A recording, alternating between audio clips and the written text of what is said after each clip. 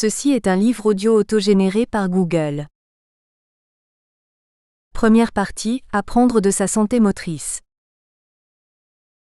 Chapitre 1, évolution des techniques de nage sous la pression de la sélection. Luc Collard. Introduction. De la traînée vers la portance dans la propulsion des mammifères marins. Inventer de nouvelles techniques de nage sous la pression de la sélection? C'est ce qui s'est produit pour les mammifères conquérant le milieu aquatique depuis 60 millions d'années, Tewison, 2013. Frottant d'abord en surface tel un chien, The Walking Whale, Pachycetus a progressivement laissé place à une descendance galopant puis ondulant dans l'eau pour aboutir aux cétacés que nous connaissons aujourd'hui. Gingerich, Wells, Russell, Shah 1983, Alexander 1988. Comment, mécaniquement, a procédé l'évolution pour les mammifères marins? Les espèces les plus adaptées au monde aquatique se déplacent vite et longtemps en s'immergeant profondément. Williams, Fried, Fong, Yamada, 1992. Afin de ne pas perdre d'énergie dans le retour sous-marin des appuis, ces espèces ont abandonné les forces de traînée propulsive pour s'orienter vers les forces de portance propulsive. Lift-Based Propulsion, Fish, 1996. Même les membres supérieurs performants des phoques ou des otaries ne leur servent qu'à se lancer ou à changer promptement de direction. Recherchant de la vitesse, ces animaux semi-aquatiques collent leurs antérieurs sur le corps et ondulent latéralement comme la plupart des poissons. Durant les coulées et avant les reprises de nage officielles, on peut voir les nageurs onduler, mais dans un plan vertical comme le font les cétacés. Les forces de traînée propulsive s'appliquent alors alternativement de haut en bas et de bas en haut. Elles contribuent à la montée et à la descente du corps, pas à son avancement. Ce qui propulse les nageurs vers l'avant n'est plus la troisième loi de Newton, mais les forces de portance. Elles s'appliquent à 90 degrés des forces de traînée, Cholet, 2000. Les forces de portance propulsive sont produites par effet de dépolarisation et bénéficient d'un rendement qui étonne encore la communauté scientifique. Ceci est rendu sous le nom de paradoxe de Gray. Gray, 1936, a estimé la puissance nécessaire pour qu'un dauphin puisse nager comme il le fait, vite et longtemps, considérant les résistances à l'avancement vu son coefficient de forme, Cx, et de sa surface du mètre couple. S, projection du contour du dauphin sur un plan à 2 dimensions placé perpendiculairement à lui. Le calcul indique que, pour obtenir les performances réellement observées, la puissance musculaire requise devrait être multipliée par 7. En réalité, les actions ondulatoires créent un effet de pompe. Undulating Pump, Müller, Van den Heuvel, Stammes, Videler, 1997, ou Suction Effect, Schuveler, Over, Triantafilou, 2005, sur la surface du corps, ayant pour effet d'accélérer les masses d'eau de moindre pression de l'avant vers l'arrière. Triantafilou, Weymouth, Miao, 2016.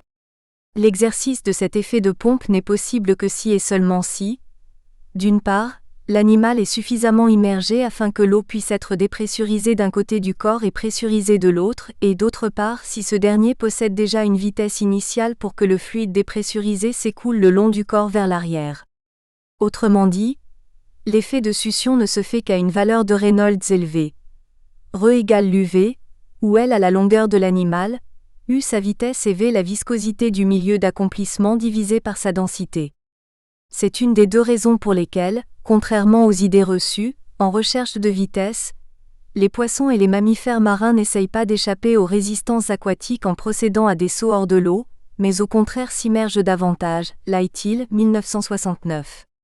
La seconde raison tient au fait que des résistances, ignorées des profondeurs, se forment lors des déplacements en surface, résistance de vagues, traînée de remous. Hertel, 1966, estime que nager en surface à 2 mètres par seconde peut augmenter les résistances à l'avancement par 5. Les bonds en dehors de l'eau des poissons et mammifères marins ont d'autres finalités. Échapper au contrôle de prédateurs, respirer ou communiquer. Les démarrages depuis la vitesse zéro se font par brutal changement de direction ou par usage des nageoires pectorales, Lytle, 1975, recourant en instant aux forces de traînée propulsive. L'effet de pompe est prolongé par un fouetté de la partie arrière, nageoire caudale chez les poissons et mammifères marins, générant du vortex. Tous deux, suction effect et vortex, participent des forces de portance propulsive. À l'instar des mammifères semi-aquatiques, les nageurs de haut niveau passent près d'un quart de leur vie de champion dans l'eau. Ils sont tout à fait capables de s'exercer à la propulsion par portance, même si leur anatomie ne leur permet pas d'onduler aussi bien qu'une anguille.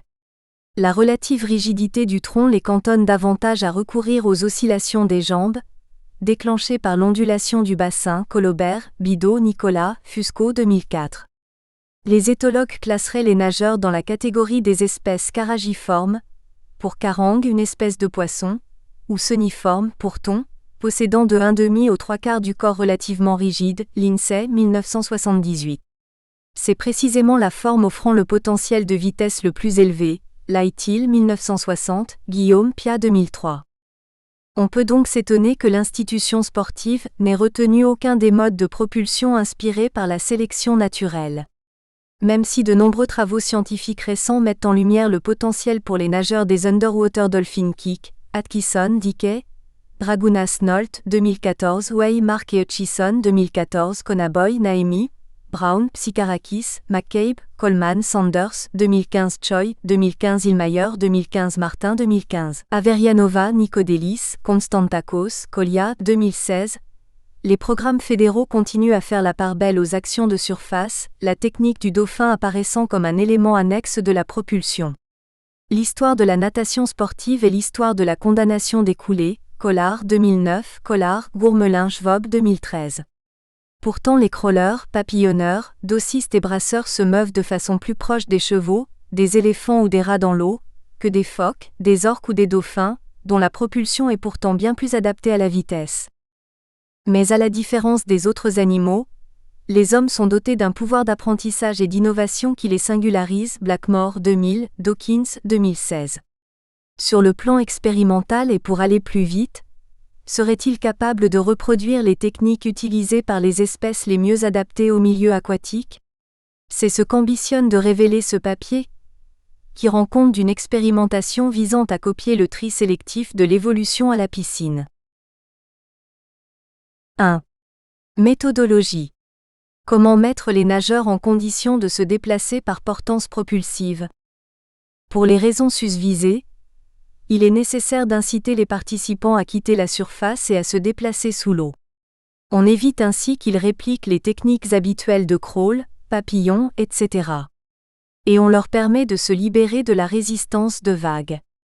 Le départ doit donner une vitesse initiale sur laquelle peut se fonder la portance propulsive. Ils partiront en plongeant. Les capacités d'apnée dynamique ne doivent pas être dépassées et sont préalablement testées. L'approche consistant à décrypter les conduites de sportifs à partir d'une mise en situation motrice relève de la praxéologie motrice, par le bas, 1999. Sur le plan de la méthode, cette science de l'action motrice s'apparente à l'éthologie animale. Les éthologues animaliers observent ce qui se joue au sein des meutes de loups, durant le vol migratoire des oies sauvages ou comment s'y prennent les phoques avant de s'immerger plusieurs dizaines de minutes. On ne peut les interroger, il faut éviter de les perturber. Les isoler en laboratoire couperait toute chance d'apprendre d'eux. Pendant longtemps, les sportifs ont été mis au zoo, comme le héros de Pierre Boulle dans La planète des singes, 2011. En natation sportive, des dizaines de papiers scientifiques ont présenté, par exemple, la contribution à l'avancement des mains, ou au mieux des avant-bras et des mains, à l'aide d'avatars en plastique et de simulations informatiques. Que peut-on tirer de telles recherches? Confirmer au plus près ce que les nageurs font déjà. La praxéologie motrice ambitionne plus. La science de l'action motrice a vœu d'être prédictive. Procédure. On imagine un système de duel au coude à coude en montante descendante. De 2 mètres de fond, la piscine comporte 8 couloirs de 2,5 mètres de large chacun. Les nageurs sont 2 par couloir. Dans chaque couloir, un objet lesté est placé au fond de l'eau à 15 mètres du bord. C'est le premier qui l'attrape. Le départ de chaque paire de nageurs se fait au signal sonore, à vos marques. Feu. Les 2-8 égale 16 nageurs plongent en même temps. S'ils ramassent le premier l'objet dans leur couloir, ils gagnent leur duel et grimpent d'un couloir pour le coup suivant. Sinon ils descendent. Chaque couloir est numéroté de 1 à 8. 1 correspond au couloir le moins rapide. Après 8 duels, les meilleurs plafonnent au couloir 8, les plus lents au premier. Indicateur, au dixième de seconde près, on chronomètre le temps mis à chaque passage. Les chronométrages sont assurés par les nageurs en attente, ou les filles du groupe ne participant pas à la recherche, doublés par l'expérimentateur. Ils doivent également rapporter à ce dernier les techniques de nage utilisées à partir d'une fiche d'observation ouverte, pour ne pas induire les comportements. Il s'agit juste de décrire sommairement ce que font les jambes. Action alternée type battement ou 2 simultanée type ciseaux de brasse ou 3 oscillante, puis ce que font les bras, IV action simultanée type brasse, V immobile le long du corps ou V tendu devant la tête, et enfin une case 7, autre, demandant de décrire l'originalité de l'action motrice. Population 61 sportifs, garçons d'une vingtaine d'années, inscrits à l'Université de Paris Descartes en sciences et techniques des activités physiques et sportives, STAPS, participent à l'expérimentation. Ils se subdivisent en 3 sous-groupes de 19, 21 et 21 étudiants. Leur niveau en natation est homogène. Ils sont tous capables de nager au minimum 400 mètres en 10 minutes sans reprise d'appui avec le monde solide, et de se déplacer en immersion sur une distance de 15 mètres. L'expérience fait partie d'un élément pédagogique du cours de natation obligatoire dans leurs études.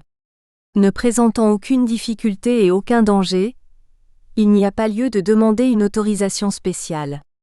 Les étudiants sont sous la responsabilité de l'enseignant expérimentateur. La recherche a lieu en début de séance, après un échauffement préalable. La durée des 8 duels est d'environ 20 minutes, permettant de larges plages de récupération afin d'éviter l'hypoxie. 2. Résultat. Les nageurs vont-ils singer les mammifères marins? Chaque nageur jouant 8 fois a la possibilité, s'il est performant, de passer du couloir le plus lent, numéro 1, au couloir le plus rapide, numéro 8. Il peut aussi, chemin faisant, changer de tactique du corps pour retenir la meilleure. Figure 1. Distribution des 488 coulées de 15 mètres réalisées par les 61 sportifs à la piscine. 6 tactiques de nage émergent. La brasse, breaststroke, est de loin la plus utilisée, 75% des cas. Des 244 duels, 488 plongeons suivis d'une course sur 15 mètres, 6 techniques émergent, figure 1. Le déplacement en battement jambes seules, bras le long du corps, beats. 2. La brasse complète, breaststroke, bras simultanés et symétriques suivis des jambes en scio simultanées et symétriques. À noter que la brasse se fait sous l'eau en accompagnant les mains jusqu'aux cuisses, ce qui est illégal en natation sportive dès lors que les nageurs ont recouvré la surface. 3. La brasse hybride, hybrid, bras simultanés et symétriques synchrones au battement de jambes. IV le galop, ondulation du corps associée au battement de jambes, galop. V l'ondulation du corps entier, undulation. En réalité, il s'agit davantage de l'association des oscillations des différents segments du corps donnant cette impression. IV, le serpent The Snake, s'écrieront les observateurs en voyant l'étudiant onduler du haut du corps, non pas sur un plan vertical comme les nageurs en V, mais sur un plan horizontal avec un battement des jambes elles-mêmes ondulant horizontalement. Une technique inédite se fait jour. Ondulant latéralement du haut du corps comme un serpent, les bras tendus le long des cuisses, accompagnant ce mode de propulsion de type anguilliforme d'un battement alterné des jambes, un nageur, pourtant médiocre en natation sportive, prend l'ascendant de la compétition en montante descendante, photo 1. Photo 1. Chronophotographie d'une des 6 tactiques, The Snake, caractérisée par un battement des jambes synchrone d'une oscillation du haut du corps, les bras collés au buste. La figure 2, page suivante, rend compte des vitesses obtenues par technique à travers les temps moyens pour parcourir 15 mètres en immersion. M, barre bleue, en seconde, et l'étendue des temps, du meilleur au moins bon temps, trait noir en seconde. Derrière The Snake, dont les 8 prestations s'échelonnent de 6,9 à 8,1 secondes, s'observent les nageurs endossant la tactique undulation, avec une étendue élevée allant de 7,7 à 10,3 secondes, plus performante que le galop, minimum 8,3 secondes, maximum 10,3 secondes, elle-même plus rapide que hybrid, 9,8 à 11, puis breaststroke 9, de -12,6 et beats, 10, de -13,6 ferme la marche. Figure 2. Temps moyen en secondes pour parcourir 15 mètres et étendu, temps minimum et maximum des 6 tactiques de nage. Les nages privilégiant les lifts basés de propulsion, The Snake, ondulation, galop sont les plus rapides. Très utilisée, la technique de brasse, breaststroke est en avant-dernière place. Un test T de Student laisse apparaître des différences significatives de temps pour les 6 techniques prises 2 à 2. Tab 1.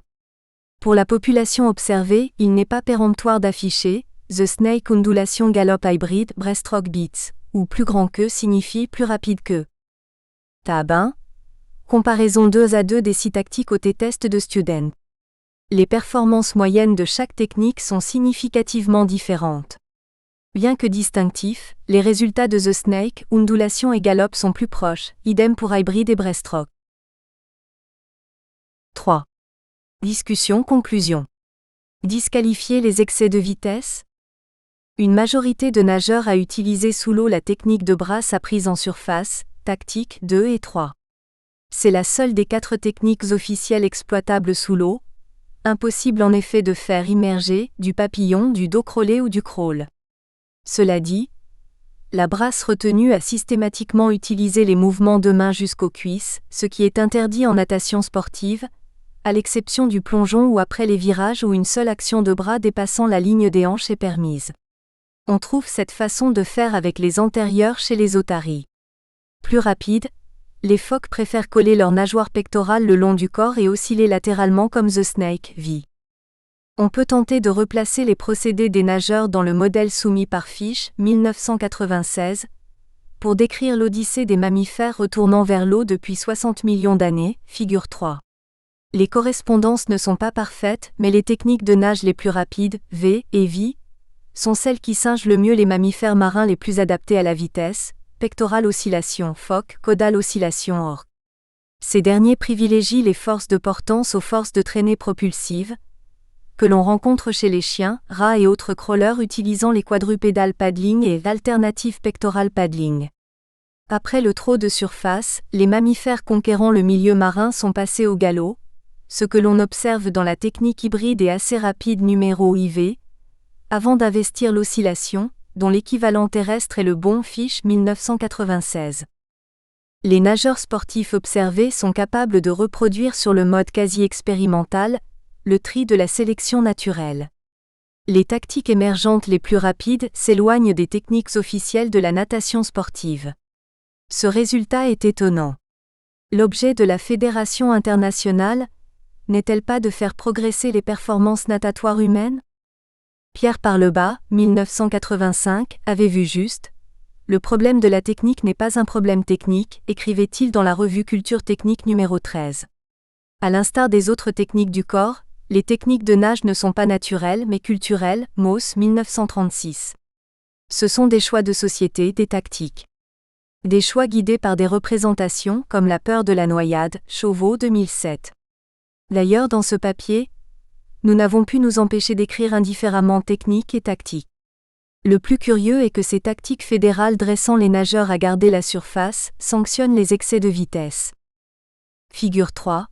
Modèle représentant les séquences de transition des techniques de nage de la surface en trot, à gauche, vers l'oscillation pectorale subaquatique, The Snake, à droite, correspondant à l'adaptation des modes de propulsion au milieu aquatique, inspiré de Fish 1996. En italique, les techniques de nage observées expérimentalement à la piscine, marquées d'un astérisque, les plus rapides. Avant que les coulées ne soient limitées à 15 mètres, 1988 en épreuve de backstroke, dos, 1996 en butterfly, papillon et 2002 en freestyle, nage libre. On a vu Denis Pankratov à Paris, en 1995, battre le record du monde du 200 mètres papillon en petit bassin 25 mètres, en réalisant un seul coup de bras sur la première traversée. Il est remarquable, au championnat d'Europe de 2005 d'observer, en bassin de 25 mètres, l'Allemand Thomas Roupras sortir en tête aux 15 mètres, se faire doubler en surface, reprendre la tête de la course aux 15 mètres suivants et cela jusqu'à la fin de course. En se servant des bouées des lignes d'eau comme repère et de la caméra se déplaçant sur des rails parallèles au bassin, l'analyse image par image montre qu'il nage plus vite des 5 aux 15 mètres, essentiellement sous l'eau, en ondulation, que des 15 aux 25 mètres, en surface, et cela à 4 reprises au cours du 100 mètres d'eau, ainsi qu'au cours du 100 mètres papillon. Il n'est pas seul dans ce cas, Collard 2007. Et de même que le style novateur de Dick Fosbury a vite trouvé des émules chez les sauteurs en hauteur, nul ne doute que certains nageurs travaillèrent d'arrache-pied dans le sillage tracé par Pankratov et Roupras. L'eau étant 800 fois plus dense que l'air, dès que les nageurs quittent le mur, ils ralentissent. Le fait de pouvoir maintenir leur vitesse maximale de nage en immersion à 15 mètres, ou au-delà, ne peut s'expliquer par un simple corps projectile qui attend de rejoindre la surface pour devenir propulseur. L'art de nager le crawl de Johnny Weissmuller, 1931, bien qu'avant-gardiste au début du XXe siècle, n'est peut-être pas le dernier. La natation sportive peut encore évoluer. Mais les nouvelles tactiques du corps sont souvent combattues par les représentants de la technique officielle. Pankratov cessa de dominer sa catégorie, peu après le rappel à l'ordre des 15 mètres. Il est regrettable que le développement personnel d'un nageur soit le processus par lequel il renonce à ses possibilités. L'été des championnats du monde 2015 a été le théâtre d'une mini-révolution aquatique. Durant les coulées après les virages de nage libre, l'Américain Ryan Lochte a gardé la position dorsale consécutive à la culbute, roula d'avant pour tourner avec pose des pieds sur le mur, doigt de pied vers le ciel, et réaliser 10 mètres en ondulation dorsale profonde, puis costale, pendant que ses petits camarades crawlaient déjà sur le ventre en surface. Photo 2. Photo 2. Après 10 mètres d'ondulation dorsale, bas gauche, Ryan Lochte, toujours immergé, bascule sur le côté, bas milieu, pendant que ses adversaires crawlent en surface, en haut. Puis il bascule sur le ventre, bas droite, avant de couper la surface à 15 mètres du mur. Nous sommes en finale du 200 mètres nage libre, au championnat du monde de Kazan en Russie été 2015. Il est devenu champion du monde de 200 mètres 4 nage en usant de cette nouvelle tactique du corps dans la liaison brasse-nage libre, obligeant la FINA, Fédération internationale de natation, à réagir. Même s'il n'était pas autorisé de s'y prendre ainsi, sa première place a été pourtant maintenue. La fédération s'est posé la bonne question. Jusque quand va-t-on disqualifier pour excès de vitesse ? Cette technique est valide en nage libre, et le travail d'apnée devrait être valorisé pour en permettre l'essor.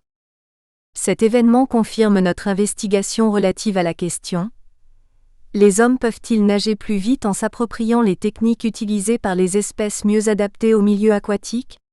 Sur le mode quasi expérimental, et sans aucun entraînement préalable, nous retrouvons les étapes évolutives décrites par les paléontologues étudiant la reconquête des océans par les mammifères depuis 60 millions d'années. Aujourd'hui, les façons les plus rapides de se déplacer dans l'eau ne sont pas ou peu présentes dans les séances fédérales d'entraînement. Et il est du ressort d'une science de l'action motrice d'en anticiper l'émergence et l'avenir. Bibliographie. Alexander R. Why Mammals Gallop, Am. Zool, issue 28, 1988, page 237 à 245. Atkinson R.R., Dickey J.P., DRAGUNASA Esperluet Nolte V, Importance of Sagittal Kick Symmetry for Underwater Dolphin Kick Performance, Human Movement Science, volume 33 2014, page 298 à 311. AVERIANOVAA, NIKODELIST, KONSTANTAKOSV Esperluet KOLLIASI, Rotational Kinematics of Pelvis and Upper Trunk at Butterfly Stroke, Can Fin Affect the Dynamics of the System, Journal of Biomechanics, volume 49, 3, January 2016. Blackmore S. 2000. The Meme Machine, volume 25, Oxford Paperback. Woolpe 2011. La planète des singes, Paris Julliard. Chauveau F. 2007. Corps submergés, corps engloutis. Une histoire des noyés et de la noyade de l'Antiquité à nos jours, New York, Amherst Media, Inc. Choi T. Learning from the Dolphins. How Anterior Motion Affect the Dolphin Kick, Bulletin of the American Physical Society, volume 60, 2015. Cholet D. 2000. Natation sportive, approche scientifique, Paris Vigo.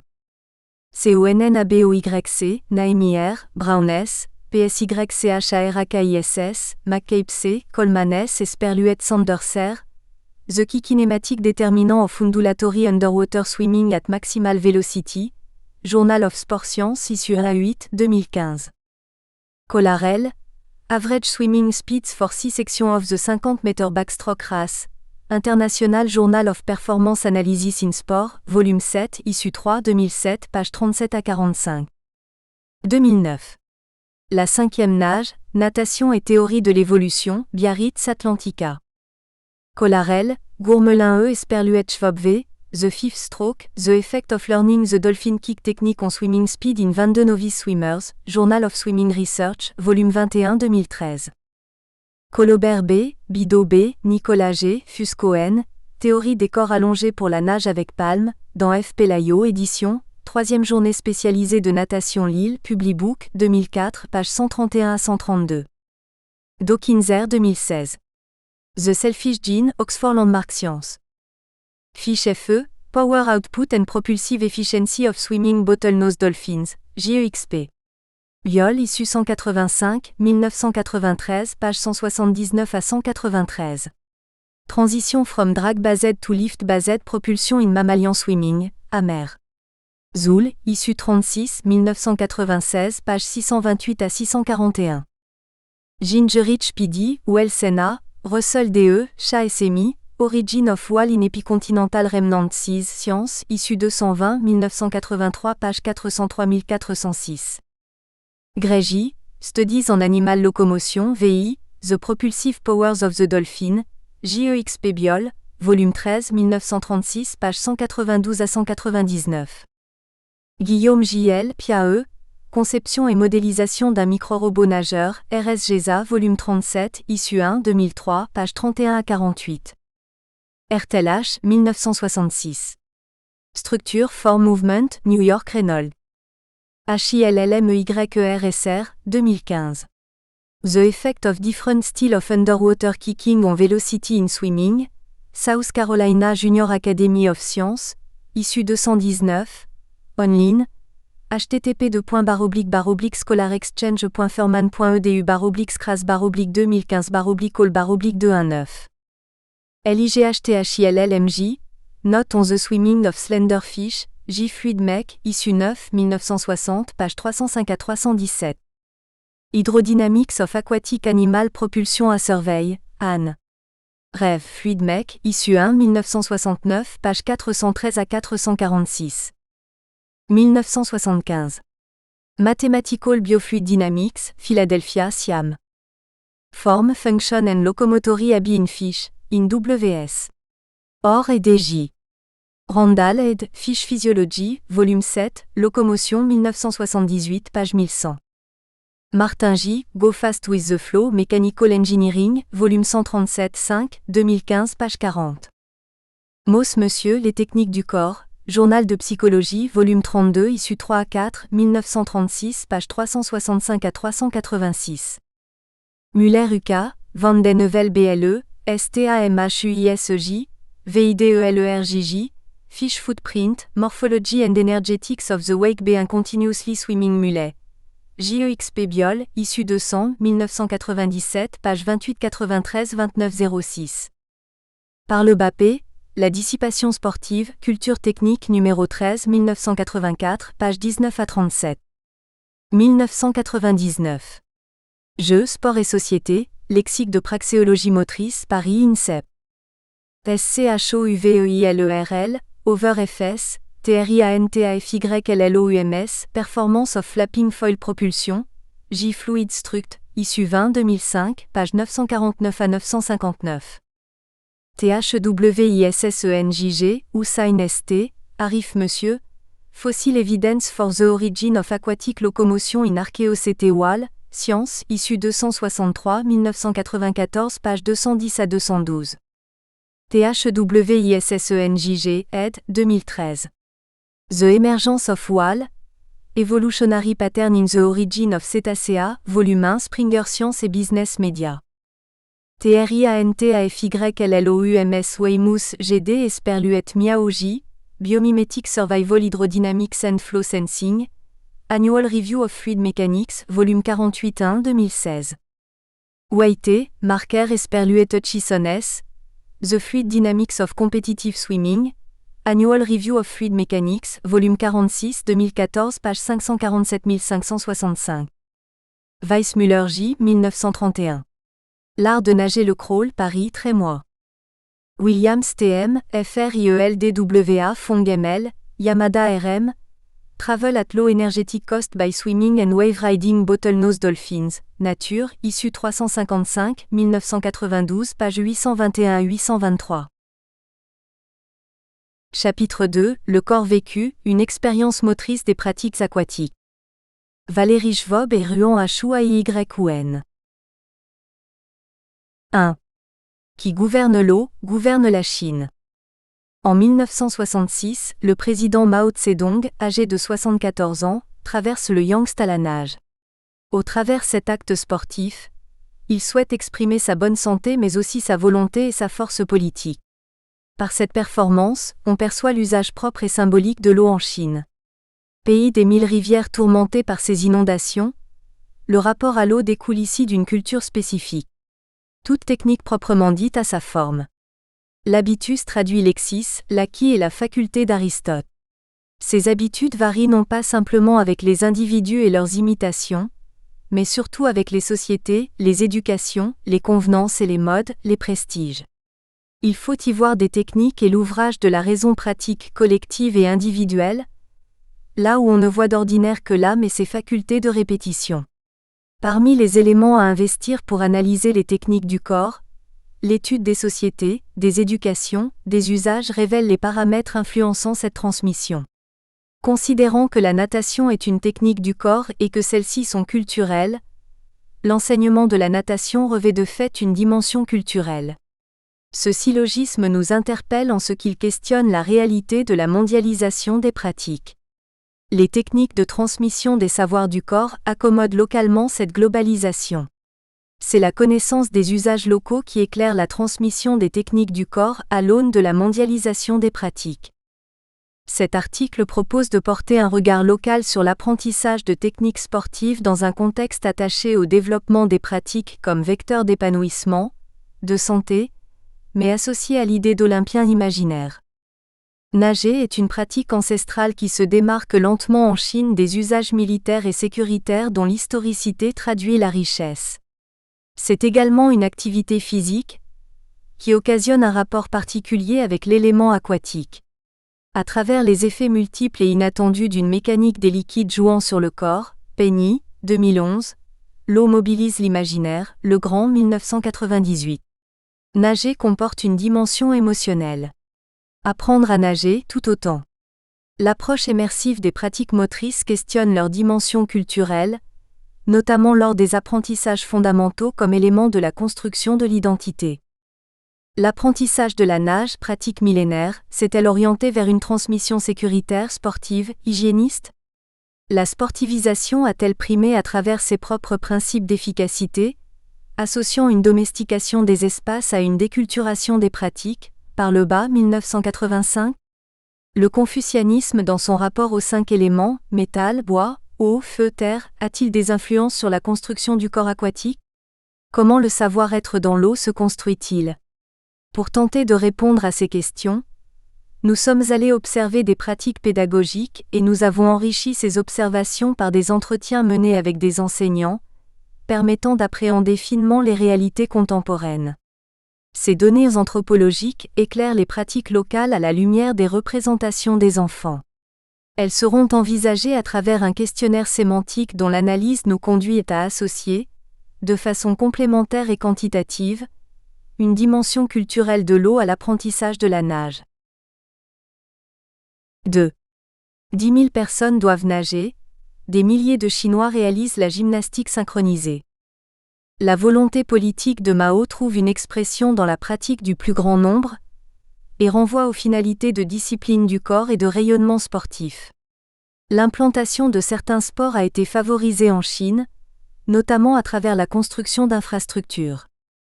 Si la répartition sur le territoire chinois des bassins d'évolution semble inégale, à Canton les piscines sont nombreuses et anciennes. On les trouve dans des complexes sportifs, dans des quartiers résidentiels, dans des groupements d'immeubles et dans des établissements scolaires, de formation ou d'entreprise. Le renouveau architectural et l'urbanisation tentaculaire contemporain n'accordent pas de considération aux espaces aquatiques. Le prix de l'immobilier et les responsabilités à l'égard des pratiques déconstruisent progressivement la culture aquatique cantonaise. Les enjeux financiers et juridiques l'emportent rapidement sur les enjeux éducatifs.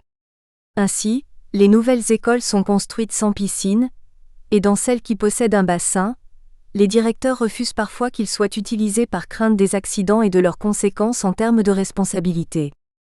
Les cours observés ont lieu à l'école primaire Xianlidong à Canton. Il s'agit d'une école prestigieuse, au niveau de ses résultats tant scolaires que sportifs. L'équipe de natation est championne de Canton. Cet établissement semble être le vestige d'un temps passé où les écoles possédaient leurs installations sportives et où les finalités de haut niveau sportif présidaient au choix éducatif. 3. Nager, pourquoi faire? Les enfants observés apprennent à nager pour pouvoir être admis dans cette école primaire. Un test d'aptitude y est exigé à l'entrée à l'âge de 6 ans. Il s'agit d'un parcours de nage de 25 mètres. Les jeunes apprentis nageurs n'ont pas bénéficié d'un préapprentissage ni d'une familiarisation telle que les bébés nageurs en France. Ces activités ne sont pas des pratiques courantes à Canton. L'enseignement de la nage se fait dans des finalités sélectives et parfois utilitaires. La brasse est la première nage et souvent la seule, enseignée lors de l'initiation. L'acquisition d'un savoir nager se définit par un parcours de 25 mètres à la surface de l'eau. L'apprentissage observé commence ainsi. Dans un premier temps, les 2 enfants en maillot de bain âgés 5 ans sont assis sur le bord du bassin. Dociles, ils comptent jusqu'à 10 tout en expirant et répètent cet exercice de respiration pendant 5 minutes. L'apprentissage de la respiration n'est pas l'objet d'un travail sur son corps, des effets de la respiration sur l'équilibre aquatique et ses résonances sur le corps. Cet exercice est un moyen de lutter contre la peur de l'eau. Figure 1, photo Canton École Xianlidong, la respiration. Lors de l'apprentissage, la respiration a un rôle important et placé premier dans l'enseignement car elle conditionne les émotions. Si l'enfant sait respirer, il n'a plus peur de l'eau, entretient M. Wang. La respiration est un élément considéré comme important dans l'apprentissage de la natation en France. À Canton, sa maîtrise est envisagée par répétition dans un travail d'automatisation. Lors de l'initiation, le primat donné à la respiration convoque une dimension culturelle. La plupart des activités motrices en Chine sont traitées dans leur rapport avec la respiration. Le Qigong, le Tai Chi sont des pratiques corporelles qui associent des postures à la gestion de la respiration, de l'énergie vitale. En natation, comme dans d'autres pratiques, on retrouve cette attention première portée au souffle. Cet exercice sera par la suite exécuté dans l'eau. De la même façon, les mouvements de jambes et de bras sont appris et répétés longuement, dans un premier temps hors de l'eau, puis dans le bassin jusqu'à une autonomisation des gestes. L'accent est mis sur la répétition des différentes séquences. L'enseignante utilise un sifflet afin de rythmer cet apprentissage par automatisation. Dans cet enseignement, le ressenti, les émotions véhiculées par l'eau n'ont pas leur place au titre des apprentissages. Tout est fait pour automatiser la motricité et éluder la dimension du ressenti. Les enfants sont équipés de bonnets, lunettes et ceintures. Ces accessoires sportifs, s'ils sont courants, renvoient à un rapport particulier à l'eau et permettent d'envisager les pratiques motrices dans leur dimension sportive. L'effet de la pesanteur, les équilibres variés, le contact avec l'eau sont autant d'éléments qui ne sont pas pris en compte dans l'apprentissage observé. Les finalités éducatives se caractérisent par un déplacement autonome en surface, dans un milieu considéré comme hostile. L'apprentissage techniciste se fait par démonstration, répétition et manipulation. L'enseignante, dans cette phase pédagogique, est dans l'eau avec les enfants et corrige les mouvements réalisés. Les entretiens menés à Canton en juin 2011 avec d'autres enseignants et entraîneurs de natation confirment les différentes étapes de son enseignement, d'abord hors de l'eau avec une maîtrise de la respiration, puis un apprentissage du mouvement de jambes de brasse assis sur le bord du bassin jusqu'à l'automatisation. Ces séquences sont ensuite réalisées dans l'eau avec une planche et une ceinture de flottaison. Lors de cette étape, l'expiration aquatique est un élément incontournable. Le contrôle de la respiration ainsi que sa synchronisation avec les éléments propulsifs constitue une phase initiale essentielle. Alors que certaines pratiques physiques chinoises s'appuient sur l'imaginaire, notamment en s'inspirant des mouvements des animaux ou de la vie quotidienne, comme dans l'éducation physique ou la gymnastique radiodiffusée, l'apprentissage de la nage n'est pas construit dans cet esprit ni issu d'une correspondance avec l'élément aquatique. On lui confère plus volontiers un caractère disciplinaire. Si l'absence de formation par le jeu et d'exploration du milieu nous renvoie à des formes d'apprentissage traditionnelles, force est de constater qu'au-delà des conceptions pédagogiques, c'est l'usage de l'eau qui confère une singularité aux séquences observées. Comme le rappelle le sinologue C.J.D. Savary, les imaginaires de l'eau sont spécifiques en Chine. L'eau de la terre, l'eau maléfique, l'eau du ciel, la voie lactée et les eaux de pluie caractérisent les éléments structurant les représentations. Les réalités écologiques et hygiéniques participent également aux conceptions et aux usages de cette dernière. Ainsi, l'eau n'étant pas potable à Canton, un traitement sanitaire conséquent est nécessaire. L'un de ces effets est l'irritation oculaire induite, qui justifie le port de lunettes de bain. À cela, il faut ajouter des croyances populaires concernant les yeux des enfants. Il n'est pas rare d'entendre les parents dire que l'eau rentre dans le corps des enfants par les yeux. Ces différents éléments justifient le port de lunettes et témoignent de représentations culturelles. Cette attention portée à la vue rappelle l'existence en Chine, depuis 1963, d'une gymnastique pour protéger la santé des yeux, Yanbao Diankai. Elle est enseignée dans les écoles de façon quotidienne pendant la pause méridienne durant 4 minutes et permet aux enfants de se détendre, de se concentrer. Cette pratique traduit un rapport spécifique aux yeux. Cette bienveillance se retrouve lors de l'enseignement de la nage, notamment avec l'usage des lunettes de bain, mais aussi, comme nous allons le constater, dans les représentations du monde subaquatique. 4. Les représentations de l'eau. Il existe un rapport singulier à l'eau au travers le traitement et l'apprentissage de la respiration, et l'attention portée aux yeux. Perçu lors de l'observation de séances d'apprentissage, il a été conforté lors des entretiens avec des enseignants. Concernant les apprentis nageurs, l'analyse des représentations de l'eau s'est faite à l'aide de questionnaires. Distribués dans des écoles et clubs attenants, ils décrivent une population sachant nager, à 88% et majoritairement la brasse, 96%, mais aussi pour la moitié des enfants interrogés, les autres nagent, 57%. Notre étude concerne des nageurs avertis, issus de catégories socio-économiques favorisées. La plupart des enfants interrogés, 72%, affirment qu'ils ne se baignent pas avec leurs parents dans le cadre de loisirs ou de vacances. Dans les réponses obtenues, les bains en famille ne constituent pas une pratique cantonaise, pas plus que le partage d'activités de loisirs, associant les parents et les enfants. Les 2/3 des pères savent nager, mais moins d'une mère sur 2 a cette capacité. Outre son aspect inégalitaire entre les sexes, ces compétences ne sont pas sans lien avec le choix des pratiques de loisirs. L'eau n'est pas une pratique familiale à Canton comme on peut la retrouver dans certaines régions en France ou au Sénégal par exemple, Schwab, 2012. Si le tourisme et la pratique de loisirs se développent en Chine, savoir nager démontre une compétence élitiste développée dans un but sportif. Les appétences déployées témoignent des représentations culturelles et des usages de l'eau. 5. L'eau, vécu et apprentissage. Afin d'explorer la nature des représentations de l'eau, un questionnaire construit à cet effet 21 a été soumis aux nageurs après leur entraînement. Il interroge l'aisance aquatique des enfants et leurs représentations. L'immersion, le rapport à l'eau, les peurs et les joies éprouvées dans l'eau sont envisagées à travers une échelle de Likert. L'objectif est de savoir si nager est associé à une représentation culturelle de l'eau. Bien que 88% des enfants interrogés se déclarent nageurs, leur réponse aux items concernant les peurs apporte des éléments de discernement des représentations de l'eau.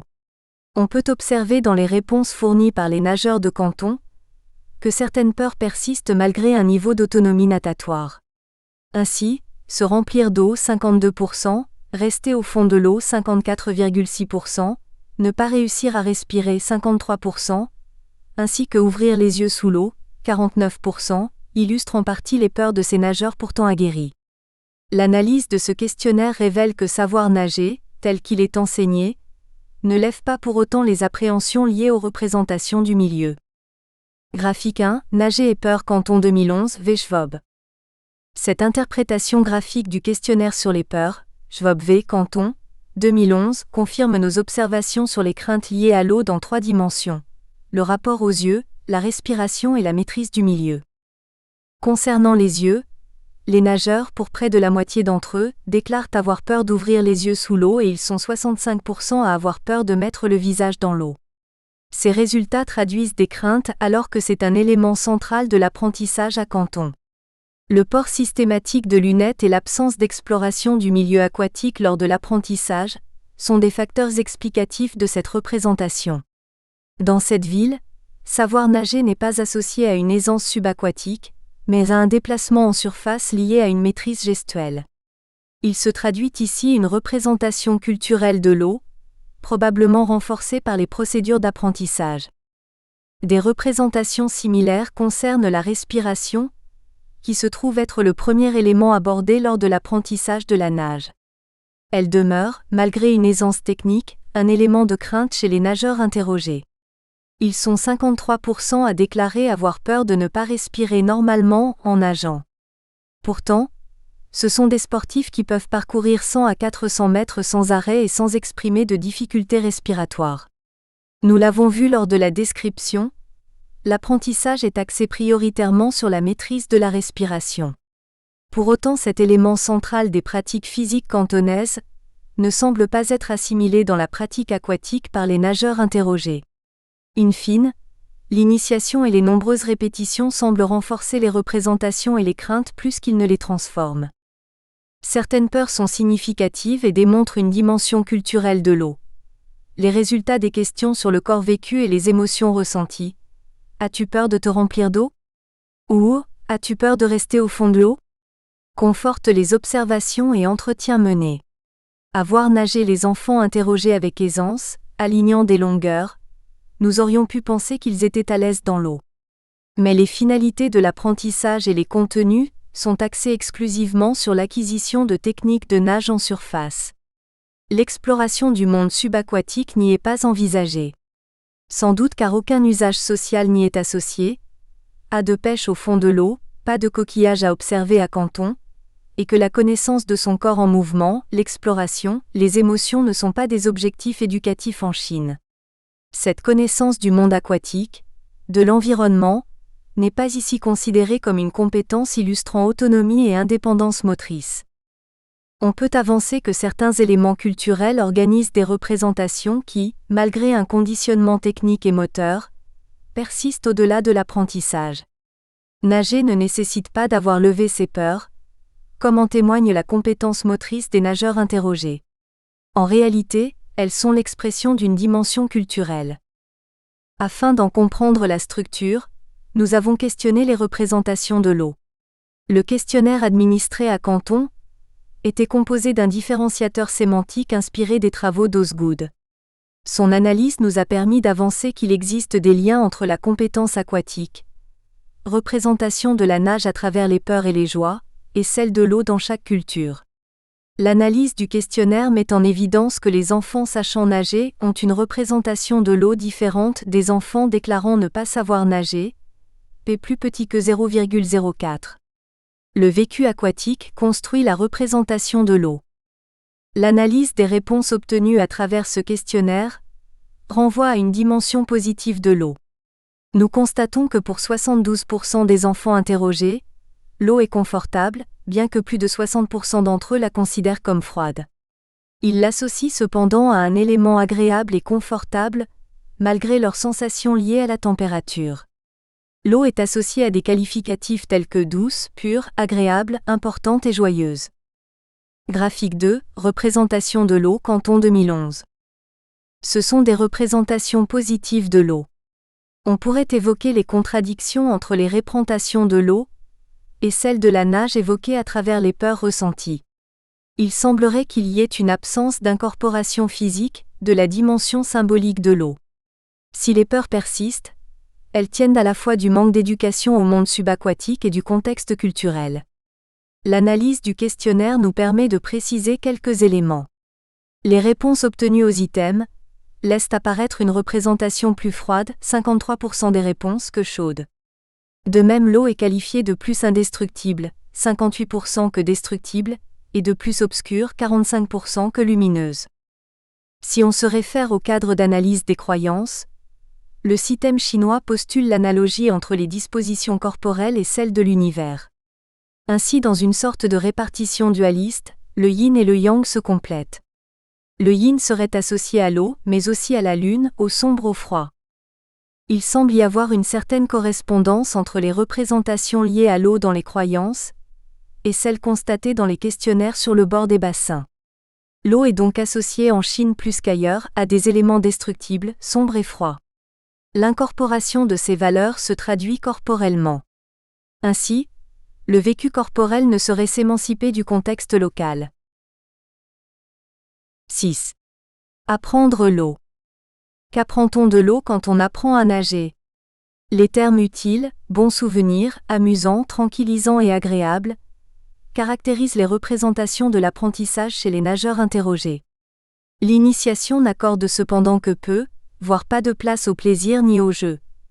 Les représentations de la nage indiquent que les enfants conservent des peurs liées au monde subaquatique. Ainsi, se remplir d'eau, rester au fond, ne pas respirer normalement ou ouvrir les yeux sous l'eau représentent des peurs persistantes chez des nageurs confirmés.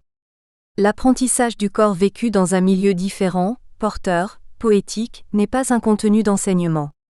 L'enseignement de la natation est envisagé comme un déplacement à la surface de l'eau. La place importante des yeux se manifeste par l'attention particulière qui leur est portée et s'illustre notamment par le port systématique de lunettes de bain, mais aussi à travers le discours familial. Ces éléments culturels expliquent les peurs ressenties par les nageurs. Les représentations d'un savoir nager sont spécifiques à Canton. L'aisance subaquatique n'est pas envisagée comme une dimension éducative, seul le déplacement pourvu d'une efficacité compte. L'enseignement ne cherche pas à modifier les représentations du monde aquatique chez les nageurs, ni le ressenti de son corps dans l'eau. Il s'agit d'une activité motrice ne laissant nulle place à l'élément aquatique, dans ses dimensions symboliques ou émotionnelles. Cette organisation de l'enseignement permet une efficacité dans l'apprentissage, au regard d'une intention humainement et culturellement signifiante. Elle caractérise une vision dualiste du corps se rapprochant davantage des thèses de Descartes que des fondements taoïstes de la société chinoise. Conclusion. Si les techniques sportives visent l'universalité, les techniques du corps quant à elles varient selon l'âge, le sexe, la culture. L'analyse de l'enseignement de la nage, avant toute orientation sportive accommodant des finalités de performance à un hégémonisme technique, nous permet de l'appréhender comme une technique du corps. Sa transmission se révèle imprégnée du contexte culturel. Posant des regards complémentaires sur les facteurs culturels, nous avons envisagé les différents enjeux relatifs à l'eau et à l'enseignement de la nage à Canton. En évoquant tour à tour les enjeux culturels traversant les pratiques, leurs identités locales, mais aussi les représentations organisées lors de l'apprentissage, nous avons montré que la culture construisait un capital qui structure un rapport singulier à l'eau. L'analyse de la transmission des techniques du corps dans leur dimension culturelle sont révélatrices de la place accordée à l'enfant dans les sociétés. L'absence d'éveil aquatique et de familiarisation avec l'eau rappelle que l'enseignement de la nage a une vocation élitiste contribuant à une bonne éducation. Apprendre à nager est ici envisagé davantage comme un moyen de sélection que comme un facteur d'éducation motrice ou d'épanouissement moteur. Pour preuve, l'apprentissage est avant tout techniciste et de surface. Il ne conduit pas à une éducation à l'eau. En France, la prise en compte des représentations de l'eau concourt davantage à une vision globale de l'éducation de l'enfant et de son épanouissement. L'approche techniciste questionne nécessairement les modèles éducatifs. Le problème posé par la nécessaire émergence d'une culture technique actualisée n'est cependant pas sans lien avec les conceptions du corps et de son éducation. En France, la prise en compte de l'affectif dans les conduites motrices constitue probablement une piste de réflexion pour l'éducation d'un individu adapté à la société de demain. Force est de constater que la mondialisation des techniques sportives ne s'accompagne pas d'une réflexion sur les dimensions affectives, voire immersives, Andrieux 2014, des apprentissages moteurs. Le corps vécu aquatique n'est pas le même que le corps aérien ou terrestre.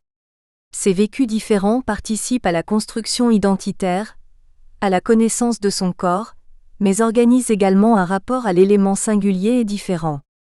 Le développement des loisirs, mais aussi de l'écologie, engage une réflexion sur l'éducation et le rapport à l'eau comme une fine construction d'un ressenti et d'un pourvoir moteur nouveau. Les activités aquatiques et les techniques du corps constituent les éléments d'une culture commune permettant d'accéder à l'éducation d'un citoyen lucide, autonome et cultivé, gage d'un réel épanouissement.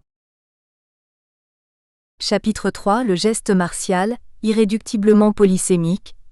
Enjeux et controverses autour de l'enseignement du wushu, tai chi, technique d'une prière du corps. Estibaliz Romaratezabala, et Rosebaet Sebeste. Introduction. Tout au long l'époque Meiji, 1868, le Japon a considéré achever l'isolement national en s'ouvrant aux importations de l'Ouest et en devenant l'une des plus importantes puissances du monde, Almazan 2009. Ces faits supposent aussi le début d'un procès de mondialisation de sa culture motrice, ce qui a entraîné que l'implantation d'activités motrices d'Orient en Occident s'accélère pendant ces dernières années. De cette façon, le judo, le karaté ou le yoga ont été offerts par les gymnases d'Europe en compétence avec l'aérobic, la musculation ou les danses de salon. Entre les activités orientales, il faut souligner le boom du tai chi, pratique motrice chinoise d'énorme diffusion. L'objectif de ce travail est de décrire les caractéristiques des techniques corporelles du tai chi, qui attirent des hommes et des femmes de différents âges, niveaux moteurs et conditions physiques, ce qui est en bonne partie lié à l'idée de promotion de la santé avec l'activité Cheng et Al. 2013, LAN, Lei et Shen 2002. 1. L'espace invariable. L'enseignement et la pratique du tai chi ne nécessitent pas d'installation spécifique, il n'exige pas une standardisation propre de la sportivisation.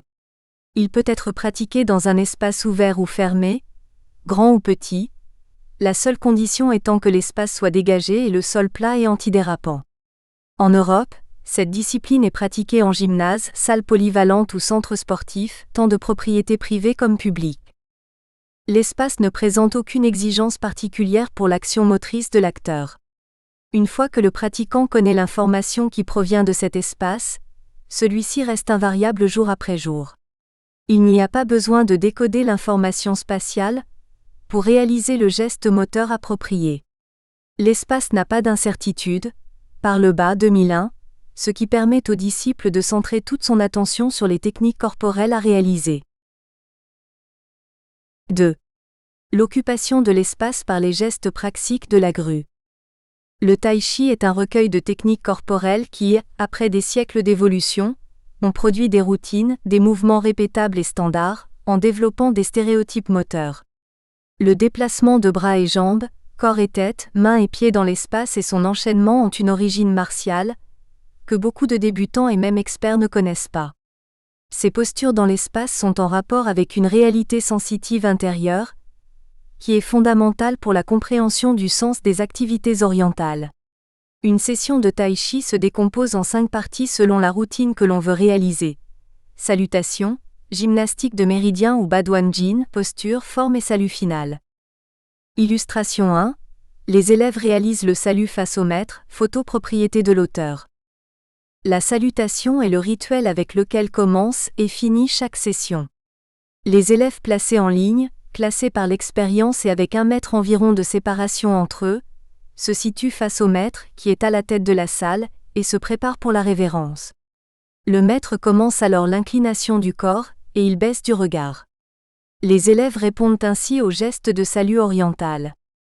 La deuxième partie de la session, connue sous le nom de gymnastique de méridien, ou exercice de Baduan-jin, littéralement les 8 fils de broderie, commence immédiatement après le salut. Les disciples rompent le rang et occupent l'espace derrière le maître, qui est toujours le modèle à suivre. La routine de gymnastique des méridiens consiste en une série d'exercices à réaliser debout, sans déplacement sur le terrain, avec des mouvements lents des bras et de toute la partie haute du corps. 8 exercices différents se répètent entre 5 et 8 fois, en créant des cycles d'aller et de retour, c'est-à-dire une extension combinée avec une flexion, et une torsion combinée avec une élongation. Ces mouvements correspondent à un cycle complet de respiration. S'il y a un miroir dans la salle, les élèves se regardent et cherchent dans leur image la perfection des gestes. Illustration 2. Les élèves pendant l'exercice de Badwan Jin, photo propriété de l'auteur. Aux exercices de Badwan Jin succèdent ceux de posture, qui consistent à maintenir une position immobile le plus longtemps possible. La figure la plus travaillée au cours des sessions est celle de l'arbre, où l'on doit se maintenir debout avec les pieds séparés de la largeur des épaules, genoux légèrement fléchis et les bras à la hauteur du torse en simulant tenir un ballon géant. Il s'agit d'un exercice de tranquillité totale, il n'y a aucun déplacement. Pour cette partie de la session, le contact au sol des pieds est essentiel et devient un facteur clé. Habituellement, il y a entre 2 et 5 positions par session de ce type d'exercice. Les différentes postures modifient la perception du sol sous les pieds. Quelques-unes chargent le poids sur les doigts, d'autres sur les talons et il y en a même qui distribuent le poids tout au long de la plante du pied. Illustration 3. Une élève pendant la position de l'arbre, photo propriété de l'auteur. La 4e phase de la session est celle de la forme. Elle représente l'image occidentale du tai chi.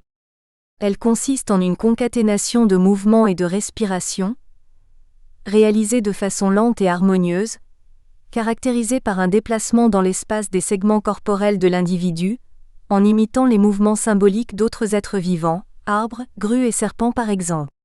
Ces gestes sont exécutés sur différents plans et axes. En ondulant, on peut apprécier le long et élégant pas de la grue lorsque ses ailes ouvrent un chemin à travers des broussailles, le va-et-vient de l'arbre au vent, le glissement silencieux du serpent représenté entraînant du pied sur le sol. Les techniques se réalisent à différentes hauteurs et orientations sans pause entre elles. Les mouvements s'enchaînent les uns après les autres. Les ondulations des bras et des mains, les déplacements du poids du corps d'une jambe à l'autre sans que celui bouge ou se déplace à peine. Le corps fléchit et s'étend d'une manière apparemment naturelle. Les gestes praxiques sont normalement doux, légers, coordonnés et stables. Dans le cadre de ces techniques corporelles, ils doivent être correctement synchronisés puisque le tai chi implique un mouvement simultané mains, bras, pieds, jambes, yeux et corps, tandis que la hanche agit comme axe de rotation et la jambe comme base de soutien. La respiration est profonde et coordonnée avec les gestes. Les phases de chaque action correspondent à un cycle complet de respiration. Cette harmonie des techniques corporelles est normalement accompagnée de musique de fond que le maître active à l'aide d'une cassette audio et qui transporte l'acteur dans un paysage bucolique, guidé par le chant des oiseaux, le vent entre les arbres ou le flux des rivières. 3. Vers l'énergie cosmique par le chemin de la grue. Parler des routines du tai chi en termes des occupations et déplacements du pratiquant dans l'espace facilite l'explication d'une réalité sensitive intérieure vécue par l'acteur et inconnue de l'observateur. Il s'agit d'une expérience qui constitue l'essence des activités orientales, très éloignée de celles offertes par les activités occidentales. La difficulté descriptive de cette réalité réside dans la nécessité d'utiliser des images littéraires qui permettent au lecteur de se faire une idée du vécu interne de la discipline. Commençons par décrire la gymnastique de méridien pour percevoir et savourer cette dimension masquée que l'utilisation de l'espace du tai chi permet de faire ressortir. L'acteur sent progressivement qu'il nage dans un flux d'air épais qui le soutient et le maintient debout, et que quand il bouge lentement et calmement son corps et ses bras, il joue avec cette masse d'air qui l'entoure. De cette façon, les techniques corporelles déplacent le flux d'un côté à l'autre, poussant la masse d'air du ciel avec les mains et l'éloignant à l'aide de l'expiration qui la projette avec plus d'énergie, pour après la rapprocher à nouveau avec les bras pendant l'inspiration. L'air, qui définit la figure de l'acteur comme un moulage, se déplace par les contours de la même façon que le fait l'eau d'une rivière poussée par les mains d'un enfant, et qui se remplit à nouveau à travers des tourbillons qui agitent la surface de l'eau. Le flux va et vient grâce au mouvement d'aller-retour et l'inspiration-expiration syncopée, comme la branche d'un arbre secouée par le vent et qui ouvre un creux dans l'air qui se remplit tandis qu'il avance. Ces mouvements de va-et-vient, qui poussent des masses symboliques d'air, font fleurir la perception de chaleur qui s'écoule par le corps, une énergie appelée chi qui émane des méridiens, les voies qui canalisent la force intérieure. Chaque exercice de Badwan Jin intensifie le flux d'énergie sur toute la longueur des méridiens qui l'affectent. Xuan, 2002. Les mouvements doivent être confortables et gracieux. De cette façon, une position incorrecte n'obstruera pas ces conduits. Cette chaleur interne se concentre et croît jusqu'à la poitrine, puis s'étend en arrosant les canaux du reste du corps. Cette énergie se rend plus notoire à mesure que la session avance. Les exercices suivants des postures permettent à l'énergie de s'écouler par les méridiens, qui sont ouverts antérieurement et se connectent avec le courant de force qui émerge de la Terre. Immobile dans cette même position, le pratiquant sent l'étroite connexion entre le flux aérien et la solidité de la masse.